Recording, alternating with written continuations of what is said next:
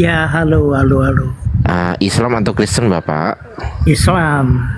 Alhamdulillah. Assalamualaikum Pak Sunyoto. Waalaikumsalam warahmatullahi. Ada yang mau disampaikan Pak Sunyoto sebelum turun?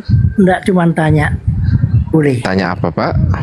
Orang-orang Yahudi itu ngerti, tahu nggak kalau Adam itu membawa dosa waris itu?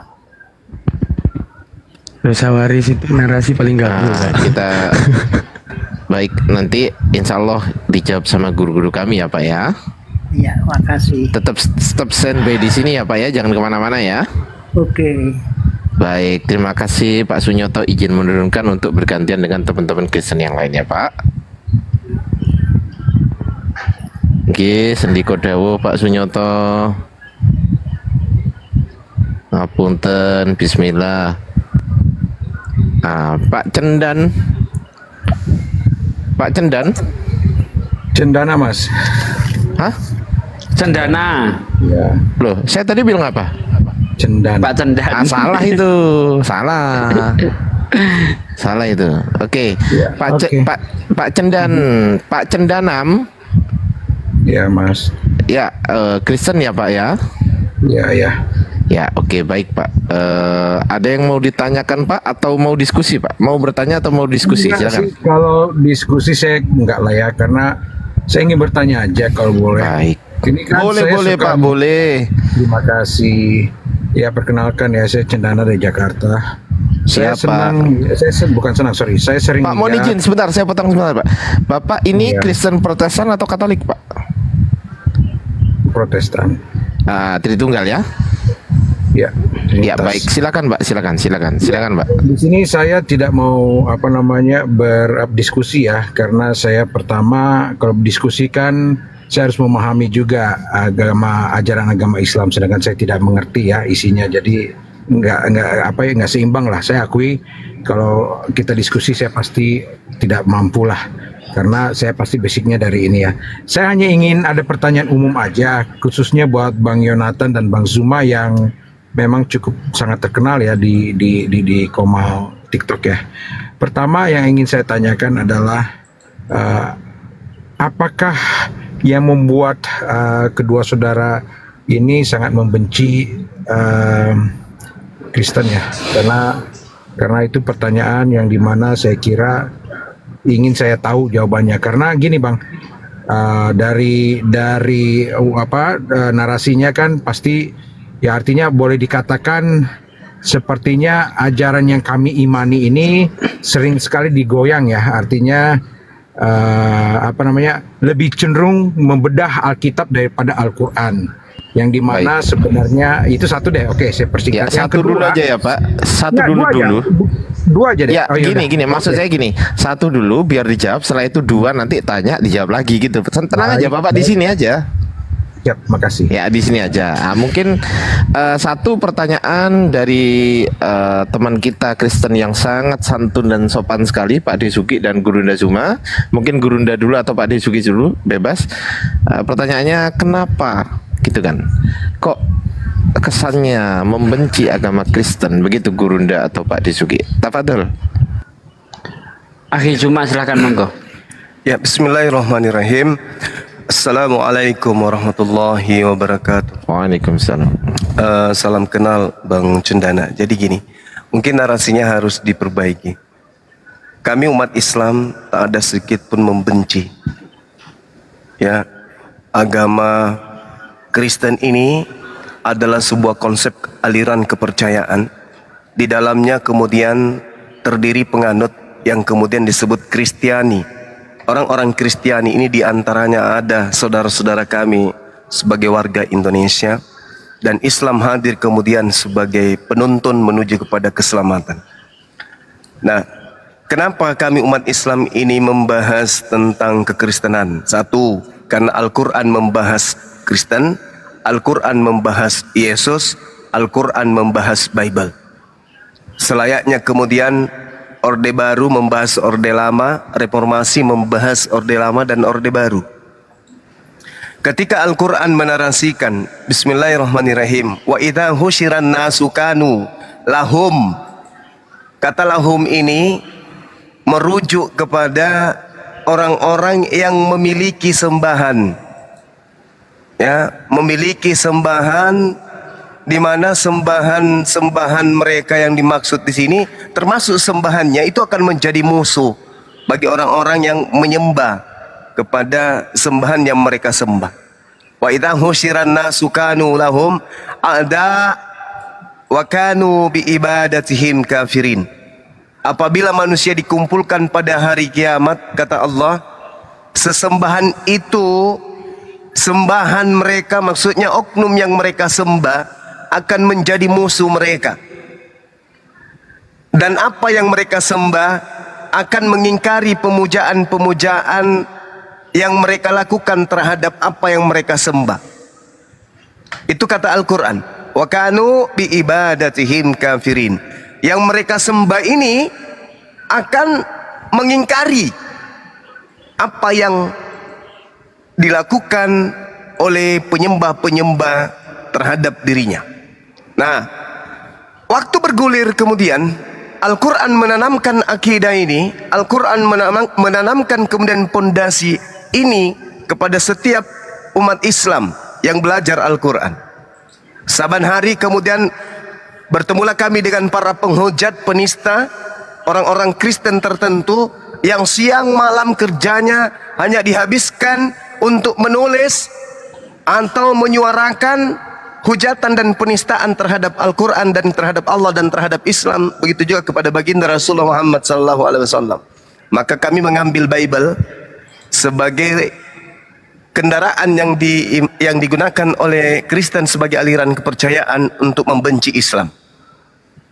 Maka kemudian saya belajar, rupa-rupanya saya menemukan dalil di dalam Bible itu sendiri, dalam Matius 7, bagaimana seorang sembahan Kristen bernama Yesus itu betul-betul memusuhi penyembahnya dan mengingkari semua unsur atau aspek yang dilakukan oleh Kristen terhadap dirinya.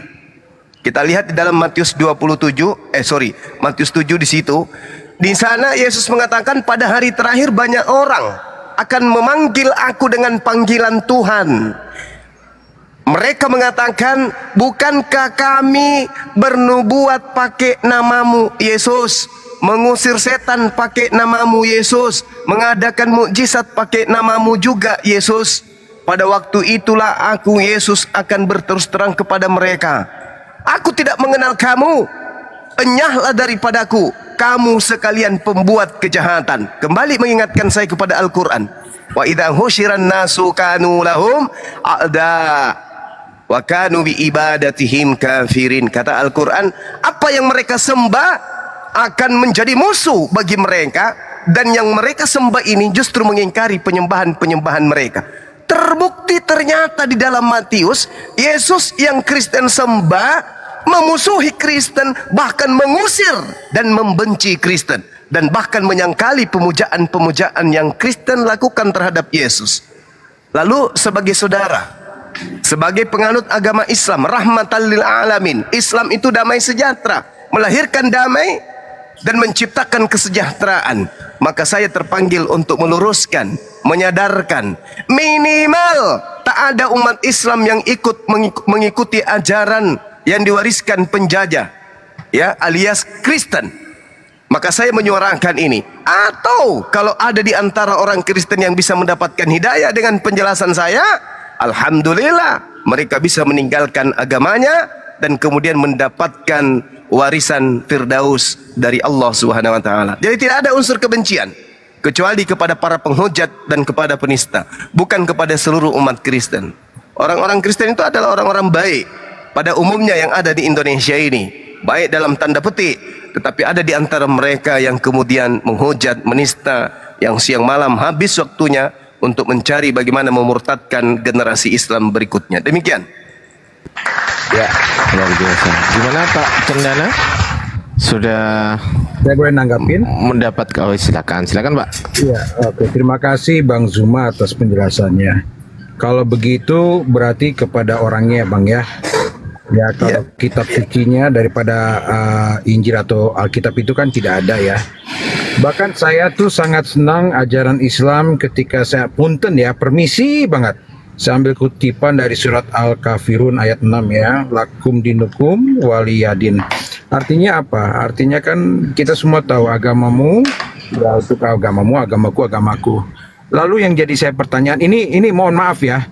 Ini mungkin teman-teman merasa, lo kenapa nggak pergi ke Komor Oten? Saya bukannya apa-apa ya, saya sih nggak peduli sama mereka. Kenapa? Karena di ajaran saya, kalau orang melakukan itu, dia bukan Oten, gitu loh. Nah, artinya saya nggak peduli ya. Kalau dia mengaku dia Oten, ya nggak kayak gitu tipe orangnya gitu loh. Nah, yang ingin saya tanya ke Bang Abang, kan saya kan sering mendengarkan ya, apalagi di Bang Zuma sama Bang Yonatan ini kan komal besar ya. Saya ini cenderung dibawa aja mendengarkan. Yang saya dapatkan justru penjelasan Abang itu justru saya lihat kitab suci, isi daripada kitab suci itu yang dipelintirkan gitu loh. Kenapa nggak manusianya yang abang tegur atau apa gitu?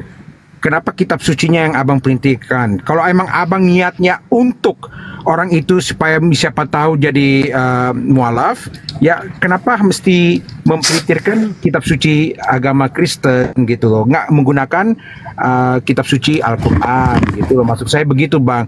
Jadi saya kira pada dasarnya ya silakan aja abang mau membuat orang supaya ini ya tidak masalah, karena kembali lagi itu ke individu masing-masing. Cuma yang menjadi pertanyaan saya adalah ketika isi daripada kitab suci Alkitab yang kita imani itu yang abang pelintirkan gitu loh Bang. Artinya kenapa nggak menggunakan kitab abang aja? Mungkin itu dari saya abangku. Terima kasih. Ya baik. Di awal tadi saya sudah mengatakan Islam membahas kitabnya orang Kristen, membahas Yesus dan membahas kemudian agama Kristen itu sendiri. Al-Quranul Karim dalam surah Al-Baqarah Allah Subhanahu wa taala berfirman, Bismillahirrahmanirrahim. Wa minhum ummiyuna la ya'lamuna al-kitaba illa amaniya wa inhum illa yazunnun. Di antara mereka ada yang buta huruf, tidak memahami tentang kitab, kecuali hanya berangan-angan dan mereka hanya menduga-duga. Fawailul lilladzina yaktubuna al-kitaba bi aydihim thumma yaquluna hadza min indillah. Maka celakalah orang-orang tersebut di mana mereka menulis buku dengan tangan mereka sendiri, kemudian berkata ini dari Allah, ini dari Tuhan pencipta alam semesta, dengan tujuan liyastaru bihi thamanan qalila, untuk mendapatkan kemudian keuntungan yang sedikit. Fawailul lahum mimma katabat aydihim wa wailul lahum mimma yaksibun, kata Allah. Untuk menjualnya dengan harga murah, maka celakalah mereka karena tulisan tangan mereka, dan celakalah mereka karena apa yang mereka perbuat. Al-Quran mengatakan ada sekelompok orang yang menulis buku dari dirinya sendiri, bukan kalam Allah, bukan firman Allah, bukan perkataan Allah, bukan wahyu dari pencipta alam semesta Rabbus samawati wal ard. Lalu mereka mengatakan ini dari Allah hanya untuk menjual buku tersebut dengan harga yang murah. Artinya ada sekelompok manusia yang tidak dikenali menuliskan buku di mana dia sebagai penulis pun tidak pernah berpikir kalau tulisannya bakal menjadi buku suci oleh sekelompok orang-orang yang tidak pernah belajar tentang kebenaran. Mereka hanya modal imani saja, asal percaya saja, ikuti ayah, ibu, nenek, moyang saja. Ada orang yang mencatat, melakukan penyelidikan, orang yang tak dikenal siapa bapaknya, siapa emaknya, siapa neneknya, dari bangsa mana. Kemudian bukunya itu mereka jual ke oknum lain, dan oknum lain menerima buku itu lalu dijadikan sebagai sandaran aliran kepercayaan. Itulah yang disebut Bible. Ini fakta, ini real, ini real. Jadi Al-Quran bahas itu. Al-Quran datang bukan untuk kemudian menyiksa orang-orang atau menghujat orang. Al-Quran datang merangsang orang yang punya akal untuk bagaimana membaca dirinya, memahami dirinya, mempelajari dirinya. Benarkah langkah saya setelah menuju ke gereja tiap hari Minggu? Adakah perintah dari pencipta alam semesta untuk itu? Itu sekedar untuk menyadarkan. Tapi kalau dianggap itu adalah sebagai sesuatu yang merusak, sesuatu yang membuat saudara tersinggung, tersakiti, ya saya minta maaf. Tapi coba pelajari sendiri. Apakah emang benar ibadah minggu itu ada unsur perintahnya dari Tuhan? Menyembah manusia anak Maria itu ada perintah dari Tuhan? Kalau ada, tunjukkan. Kan tak ada. Berarti kedatangan Al-Quran dan para apologet Islam ini justru sebagai pembawa damai sejahtera kepada saudara-saudara yang mau menggunakan akal. Fawailul lilladzina yaktubuna al-kitaba bi aydihim tsumma yaquluna hadza min indillah. Maka celakalah orang yang menulis kitab dengan tangan mereka sendiri, kemudian berkata ini dari Allah dengan maksud untuk menjualnya dengan harga murah.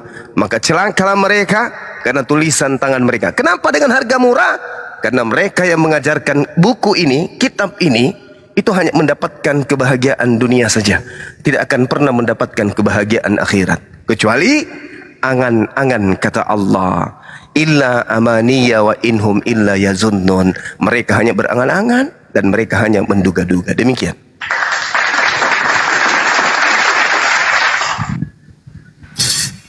Bang Host, saya boleh bertanya lagi atau? Silakan Bang Cendana, silakan.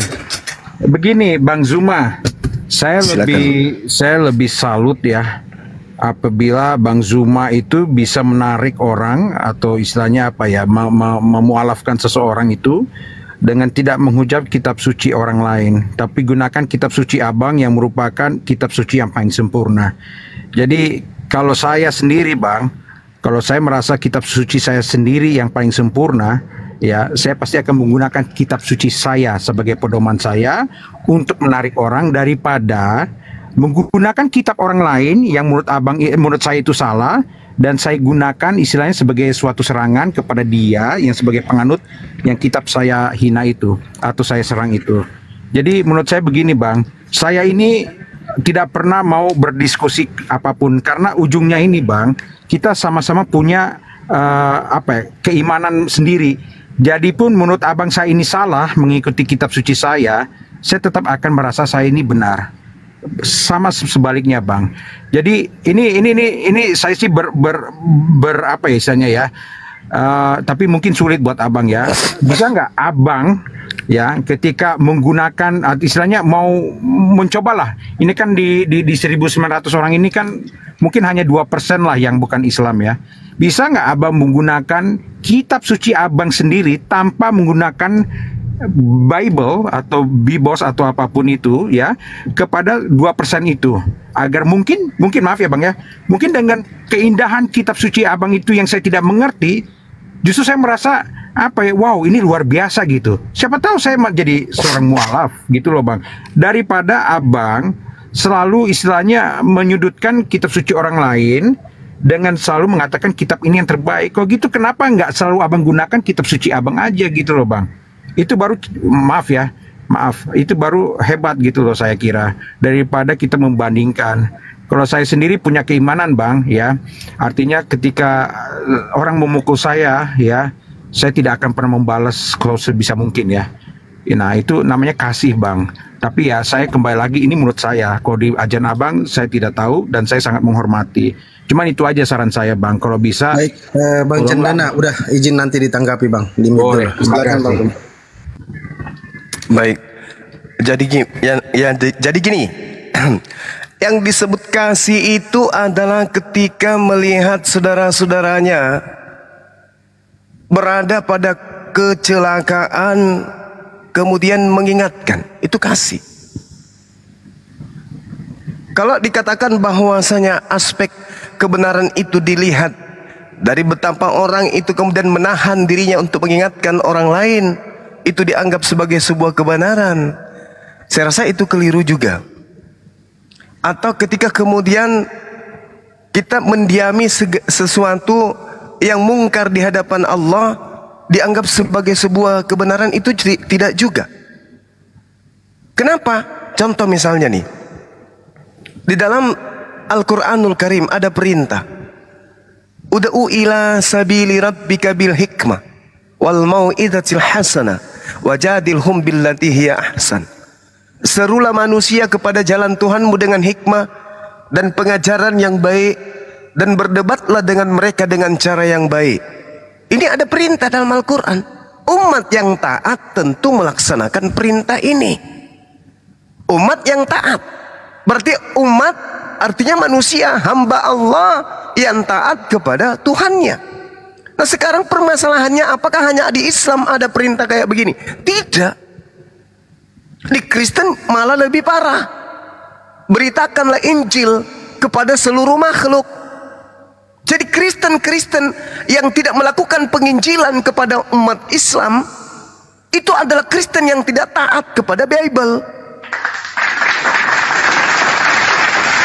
Matius 28 nomor 20-nya mengatakan apa?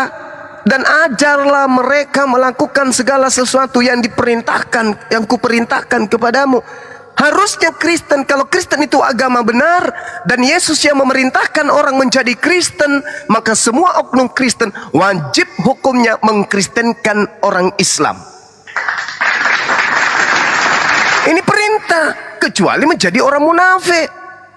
Orang munafik itu terlihat baik, tetapi apa yang diperintahkan oleh yang mereka semua, mereka tidak jalankan. Ajarlah mereka melakukan segala apa yang kuperintahkan kepadamu, katanya. Nah, saya di awal mengatakan bahwa ada sebagian orang Kristen yang menghabiskan waktunya untuk menghantam Islam dengan berbagai macam cara mereka lakukan secara terstruktur, terencana dan masif. Itu fakta. Ada yang ngaku-ngaku Islam, ada yang ngaku-ngaku mu'alaf, ada yang ngaku-ngaku mantan haji, mantan kiai, anak kiai, pemilik pesantren. Bahkan ada di antara mereka yang tidak segan-segan masih menggunakan peci, baju koko, pakai jilbab dan seterusnya. Orang Islam mana ada yang kayak begitu? Secara terstruktur dan secara lembaga Bible Indonesia sengaja mengambil semua, hampir semua istilah-istilah Islam masuk ke dalam Bible. Untuk apa? Untuk menghajar akidah umat Islam yang awam agar mereka bisa ikut menjadi Kristen. Itu fakta. Jadi jangan salahkan ketika umat Islam kemudian bangkit melakukan perlawanan.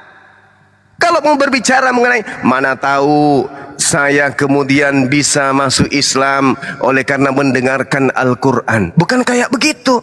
Orang yang mau masuk Islam syaratnya bukan mendengar Quran. Syaratnya menggunakan akal. Pelajari Bible dengan akal.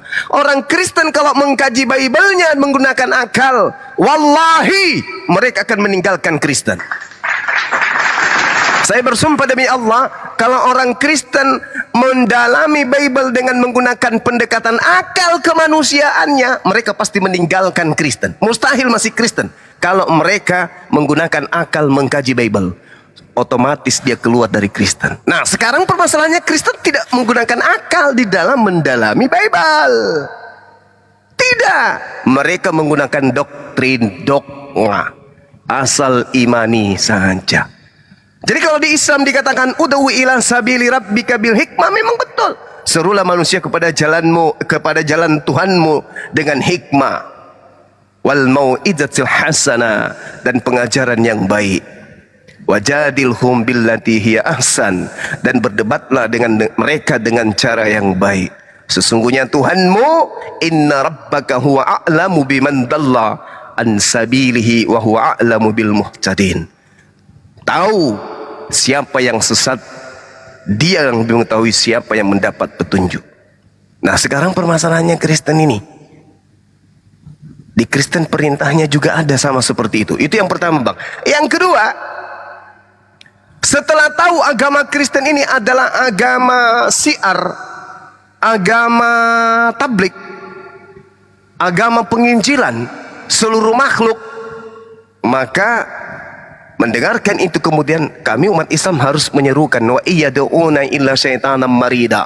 Yang disembah oleh orang Kristen itu adalah iblis yang durhaka. Mungkin mana kitab saya yang mengatakan itu untuk membentengi akidah umat Islam agar jangan terpengaruh dengan Indomie, mulut manis dan seterusnya. Karena Allah Subhanahu wa taala telah mencadangkan dalam Al-Qur'an surah Al-Hijr ayat 42. Inna ibadi laisa laka alaihim sultana illa manittaba'aka minal gawin. Tapi tidak semuanya. Sungguh kamu iblis tidak kuasa atas hamba-hambaku, kata Allah. Illa kecuali mereka yang mengikutimu, yaitu orang-orang yang sesat.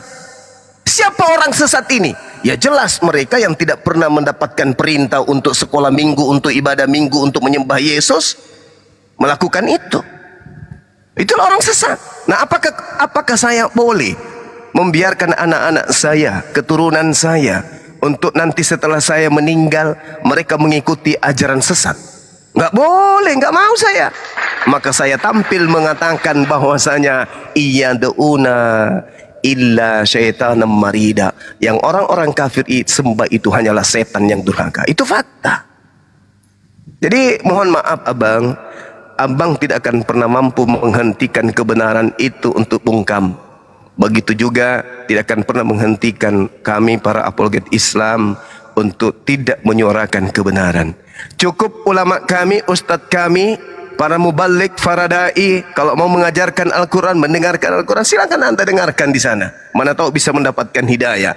Tapi untuk membentengi akidah umat Islam dari ronrongan kaum kafir, kaum kufar, maka hadirlah kami sebagai apologet. Maafkan atas ketidaknyamanan itu yang harus terjadi. Kami harus mengatakan lakum dinukum waliyadin. Maksudnya, wahai Kristen, silakan anda beragama dengan agama anda. Jangan nyenggol-nyenggol Islam. Jangan mengambil istilah-istilah Islam. Silakan dengan agama Yunani anda. Silakan dengan agama Barat anda. Jangan ke Islam-Islaman. Kami pun akan menjadi seorang Muslim, menjadi Islam yang taat, dan tidak akan pernah menjadi penganut agama Kristen atau agama warisan orang-orang Yunani. Demikian. Betul. Jadi mungkin Bang closing statement saya, karena mungkin ada teman-teman yang di bawah mau ikut. Tapi tolong jangan dipotong, yang mungkin 2 menit ya. Jadi gini Bang, silakan. Pertama ketika Abang mengucapkan bahwa injilkan firman Tuhan kepada semua umat manusia, ya itu betul.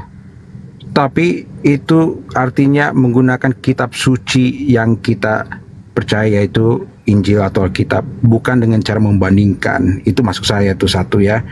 Dan kedua Bang, maaf ya, no hard feeling, kita open minded lah ya.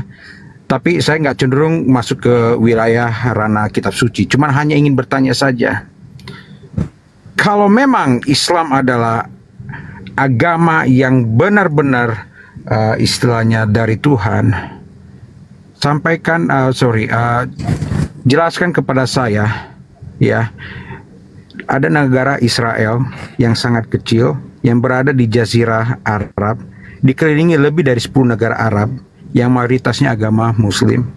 Kenapa Israel sampai detik ini, kalau memang benar ya, skip aja lo ngomongnya Israel Bang, lanjut ganti topik ah. Ya aku hanya ingin bertanya, itu saja. Terima kasih. Oke. Silakan dilanjut dulu narasinya. Kalau masih mau Abang. Tapi kalau nggak boleh ngomong itu, baik saya skip aja. Nggak apa-apa. Nggak masalah. Karena saya kan istilahnya makan Abang terbuka. Tapi kalau terlalu ini ya saya akan cabut. Karena saya menghormati ya, silakan, sebagai tamu. Ya. Jadi gini Bang, artinya kenapa kalau memang Islam adalah agama yang benar-benar yang datang dari Tuhan, yang ya, kenapa Palestina tidak ditolong ya oleh kan Islam itu persaudaranya sangat kuat ya. Iya. Kenapa tidak ditolong, dan sampai hingga kini Israel itu bahkan ada perang yang hanya 6 atau 5 hari itu sekejap selesai. Nah, apakah ini bukan tanda bahwa umat Israel itu adalah diberikan janji oleh Tuhan sehingga tidak bisa dikalahkan, atau bagaimana? Itu aja sih Bang, terima kasih. Baik.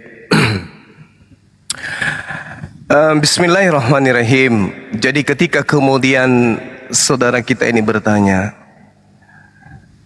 Allah Subhanahu wa taala menjawab di dalam Al-Qur'an, wa qulil haqqu mir rabbikum, kebenaran telah ditorehkan kemudian Allah kepada alam semesta ini.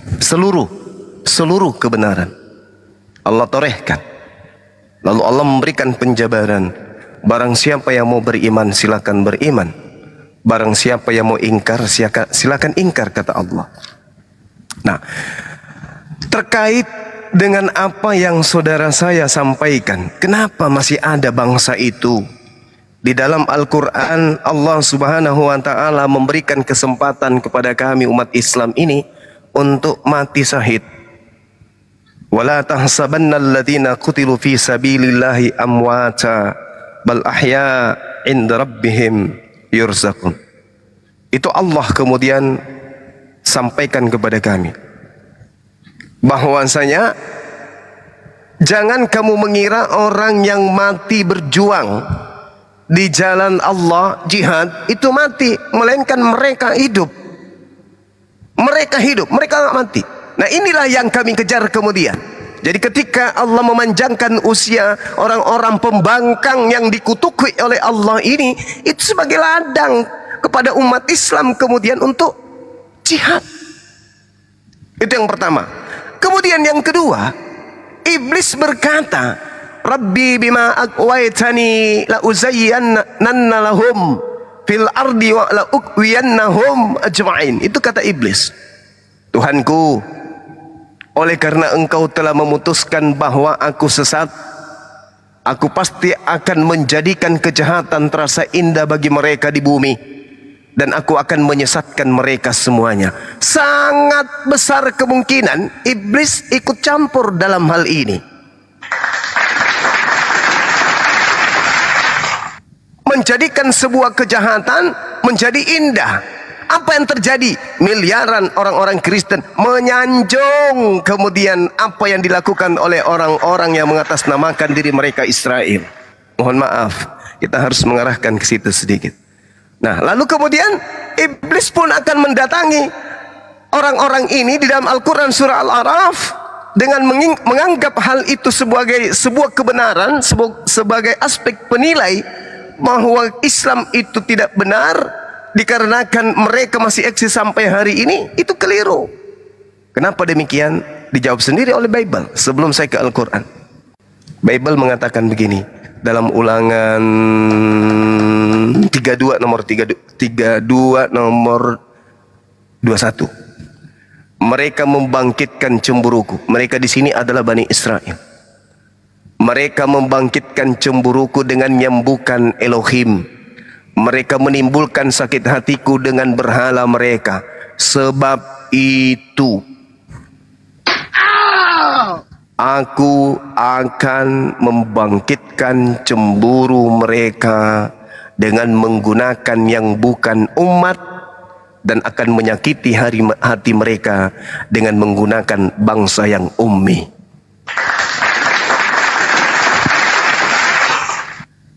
Jadi sepanjang hari sampai hari ini mereka iri, dengki, cemburu terhadap bangsa ummi. Allah menjadikan bangsa ummi ini sebagai alat untuk membangkitkan amarah, kecemburuan mereka. Disebabkan karena mereka telah membangkitkan cemburu Tuhan alam semesta, membangkitkan sakit hatinya Tuhan alam semesta berdasarkan Ulangan 32 nomor 21. Artinya Tuhan sengaja mengulur-ngulur, memanjangkan usia mereka untuk menyakitkan hati mereka melihat kecemerlangan, kejayaan, ya, keberhasilan, kemakmuran umat Islam yang pada zaman mereka berjaya, umat Islam atau kaum Nabi Ismail itu tidak dianggap umat. Oke, pada saat mereka berjaya, keturunan Siti Hagar dianggap sebagai keturunan yang tidak ada fungsinya, tidak ada manfaatnya, tidak dipandang dengan pandangan sebelah mata, bahkan tidak dipandang dengan dua mata sekalipun. Itulah yang terjadi. Allah kemudian menjadikan batu sandungan bagi mereka sampai hari ini. Jadi Tuhan memanjangkan usianya untuk melihat kejayaan umat Islam, di mana Nabi yang diangkat sebagai penutup bukan dari bangsa mereka, melainkan dari bangsa dari Bani Yishmail, anak tunggal dari anak yang pernah menduduki kedudukan sebagai anak tunggal dari Abraham alaihissalam. Seperti itu ya saudaraku cendana, mudah-mudahan Anda masih mendengarkan di bawah. Apa yang saya sampaikan ini berdata. Kalau Anda mulai merasa tidak nyaman dengan keberadaan kami sebagai umat, sebagai apologet, ya saya mohon maaf. Itu kami harus tampil, mati pun tidak akan pernah mundur terancam dengan senjata apapun, tidak akan pernah berhenti, di penjara, di bawah bumi sekalipun, dalam kedalaman 500 km dari dasar bumi, tidak kami akan pernah berhenti untuk menyuarakan bahwa la ilaha illallah Muhammadar Rasulullah. Di luar daripada kedua ini adalah sesat dan neraka jahanam. Demikian. Silakan para Dewan Guru yang mau menyampaikan atau menambahkan. Ya,